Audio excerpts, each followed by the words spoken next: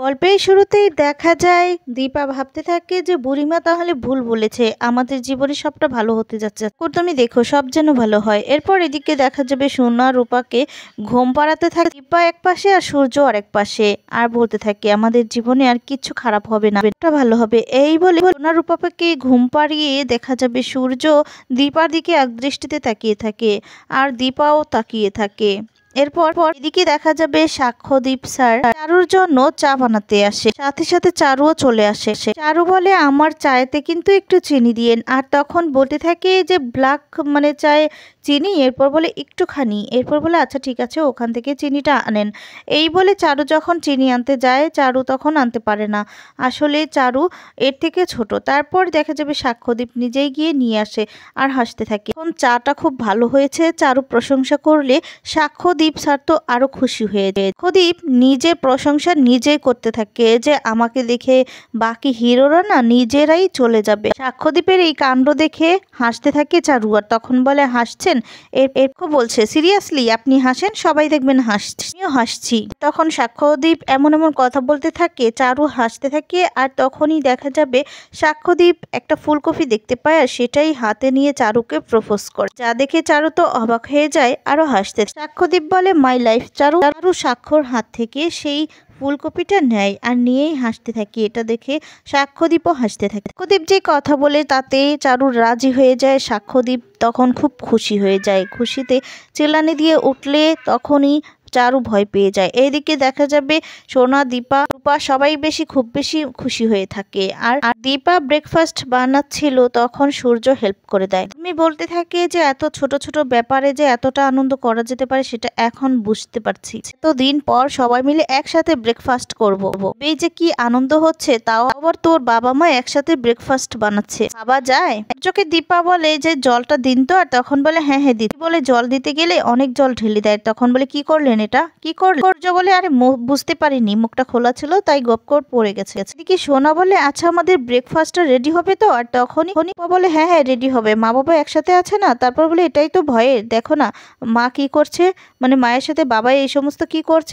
সূর্যকে দীপা বলে এবার কি করলেন, জল তো বেশি হয়ে যাচ্ছে, এবার তো আটা দিতে হবে, নিন কিছু আটা ঢালে দেন। আর যখন আটা ঢালে তখন আটাটাও অনেক বেশি ঢেলে দেয়। তারপরে সোনা দীপা সূর্যর কাছে যায়, গিয়ে বলতে থাকে আচ্ছা মা আজকে দিয়ে আমাদের ব্রেকফাস্টটা হবে নাকি নাকি না বলে আচ্ছা বাবা তুমি কি সব কিছু ভুলে গিয়েছো নাকি, মা জানো তো বাবা কিন্তু এখন সব কাজ পারে, কিন্তু আজকে মনে হচ্ছে তোমাকে সামনে দিকে সবটা গলিয়ে যাচ্ছে, জানো তো আমাকে সামলাতে গিয়ে সব কাজ শিখেছে কিন্তু রান্নাও করেছে। আর তখন উর্মি বলতে থাকে সত্যি, বলে হ্যাঁ সত্যি। সূর্য বলে হ্যাঁ আগে আমি সামলাতে পারতাম না, এখন একা হাতে সবটাই সামলাতে পারি, বিষয়টা হচ্ছে এটা আমার চেনা রান্নাঘর নয়। উর্মি বলে কেন দাদাভাই, সবকিছু তো সামনেই আছে, তাহলে চেনা অচেনার কি হচ্ছে, বলুন না যে আপনি দিদিকে দেখতে দেখতে কাজ করতে করতে মানে সবটা ভুলিয়ে গেছেন, এখন দোষ হচ্ছে রান্নাঘরে।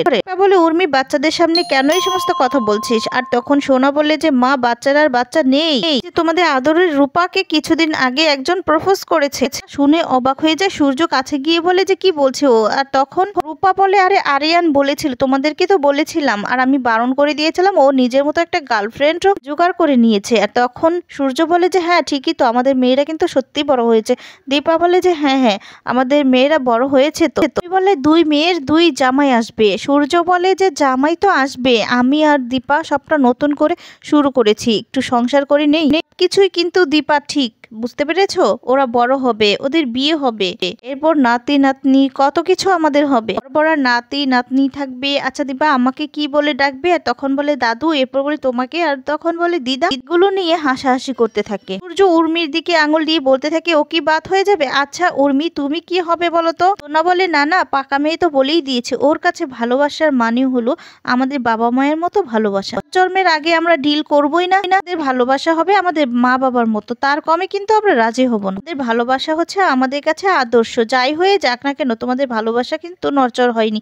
ঠিক তখনই সাক্ষ্যদীপ চলে আসে, সে বলতে থাকে নো নো এক্সকিউজ মি, ভালোবাসা শুধু সূর্য আর দীপাকে দেখলে হবে না, আমাদেরকেও দেখতে হবে, মানে আমার আর চারু। এটা শুনেই সবাই খুব বেশি অবাক হয়ে যায়, মানে আমাদের একদম ফ্রেশলি টকবক ভালোবাসা এরকম হতে হবে আপনাদের। আর তখন বলতে থাকে বাবা তোমার কি হয়েছে কি বলছো? আর তখন প্রদীপ বলে এই যে তুই মানে প্রায় বাবা বানিয়েছিস একজনকে, আমি মানে আর সোনা একজনকে মা বানিয়েছে, এই আমরা দুজন এক হতে চলেছি এই আর কি। বলছি ভালোবাসা আমাদেরকে দেখেও শেখা যায়। আর তখন এদিকে চারুকে সবাই জিজ্ঞেস করতে থাকে যে কি হলো, চারু সত্যি বলছে? আর তখনই চারু লজ্জা পেয়ে বলতে থাকে না না।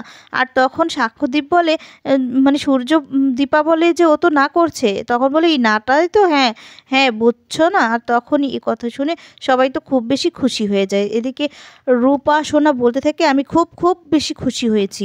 চারু নিজের মুখ দিয়ে স্বীকার করে নেয় আসলে উনি আমাকে ভালোবাসেন আর আমরা দুজন এক হতে চাই, এটাই বলতে চাচ্ছেন। দীপা তো খুব খুশি হয়ে বলতে থাকে সত্যি? আর তখন বলে যাক বাবা আপনার বিশ্বাস হচ্ছে। এদিকে সূর্য খুব বেশি খুশি হয়ে যায় আর সূর্য তখন বলতে থাকে মিস্টার সরকার আমি না খুব খুশি হয়েছি, আরও জানো তো আমি খুব খুশি হয়েছি। আর আমার কি মনে হয় জানো তো, ওনার থেকে বেটার মানুষ তুমি পাবেই না। তখন বলে খুব মজা হচ্ছে তোমার তাই না এসএস? বলে হাসতে থাকে। রূপা বলে আমি খুব খুশি। এক পাশে এসে বলতে থাকে যে সবকিছু ভালো হচ্ছে, ওই বুড়িমাটা তাহলে মিথ্যে বলেছে, এটা সত্যি হতে পারে না। আমরা খুব বেশি সবাই একসাথে থাকবো আর সবাই মিলেমিশে থাকবো, আমাদের মাঝে কোনো কিছু হতেই পারে না, বিপদ হতেই পারে, ভালো হবে এ সমস্ত ভাবতে থাকে দীপা। অন্যদিকে দেখা যাবে কুমার জেল থেকে ছাড়া পায়, জেল থেকে ছাড়া পেয়েই দীপার কথা ভাবতে থাকে। দীপা যা যা করেছিল সমস্তটা ভাবতে থাকে আর বলতে থাকে এবার আমার হাত থেকে তোমাকে কেউ বাঁচাতে পারবে না, কেউ না, এই সমস্ত ভাবতে থাকে। আর দীপা আগে কি কি ঘটনা করেছিল তার সাথে, তাকে কিভাবে অপমান করে পুলিশে ধরিয়ে দিয়েছিল সেই সমস্ত কথাগুলোই ভাবতে থাকে।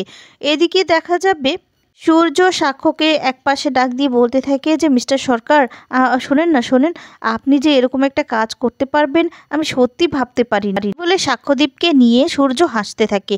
ঠিক তখনই চারু চলে আসে, চারুর সাথে রূপা থাকে। রূপা তখন চারুর কাঁধে হাত দিয়ে বলতে থাকে শোনো ফাইনালি তাহলে চারু আমাদের মা হচ্ছে তাই না পাপা? এরপর সূর্য তো এদিকে খুব বেশি খুশি থাকে। সোনা তখন এসে বলতে থাকে পাপা তুমি যে মন থেকে হাসছো এটা তো আমার মনে হচ্ছে না। তখন বলে কেন তোমার মনে হচ্ছে না? বলে কারণ খুব আর্টিফিশিয়াল লাগছে, কারণ এমন হো হো করে তো তুমি হাসো না তাই না? সূর্য বলে আরে বাবা আমার যখন যেরকম ভাবে হাসি পাবে আমি তো তেমন ভাবেই হাসবো, যখন এরকম হাসি পাচ্ছে তাই এরকম ভাবে হাসছি। তুমি বলে কি কেস বলতো বুঝতে পারছি না। ঠিক বলে আমার কি মনে হচ্ছে বাবা এক্সপেক্ট করতে পারি চারু আর সাক্ষ্য আঙ্কেল এক হয়ে যাবে, তাই বাবা যে। আর তখন বলে যে মানেটা কি? এরপর রূপা এসে বলে যে মানে জেলাস। সূর্য বলে ও জেলাস বলে আমাকে, তোমাকে না একদম মারবো না। দীপার কাছে সোনা দৌড়ে চলে যায়, বলে শুনেছ কি বলেছে তোমার সামনে, ও যে জেলাস বলছে আমি নাকি জেলাস। আর বাবার সামনে আমি কোনোদিন বলতে পারছি বাবা তুমি জেলাস? এটা বলছে কি করে তুমি বলো তো?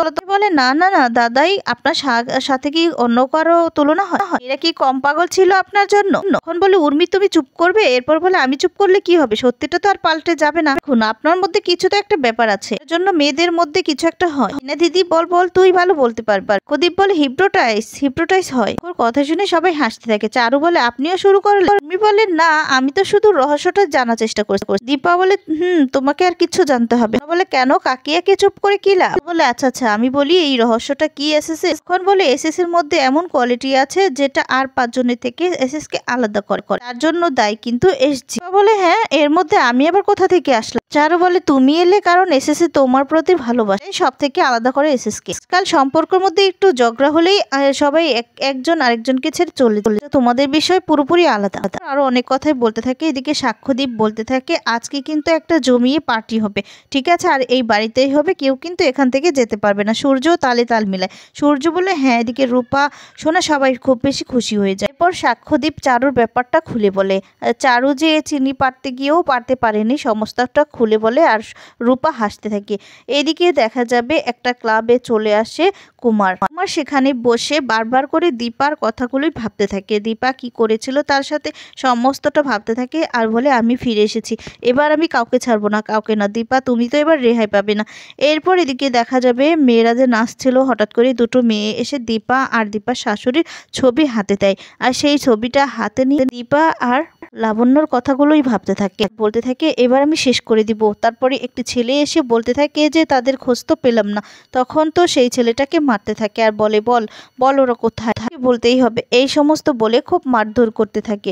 অন্যদিকে দেখা যাবে সাক্ষ্যদীপ, সূর্য সবাই মিলে একসাথে কথা বলতে থাকে। সূর্য বলতে থাকে একদম রাইট কথাই বলেছেন, আজকে জমিয়ে আড্ডা হবে, জমিয়ে পার্টি হবে, আজকে সবাই আমরা আনন্দ করব। আর এদিকে দেখা যাবে সেই লোকটি মানে দীপা কোথায় আছে নাম না বলতে পারলে তাকে মারতে যায়, একটা বন্দুক ঠেকিয়ে বলতে থাকে বল। এদিকে দীপাও খুব বেশি খুশি থাকে।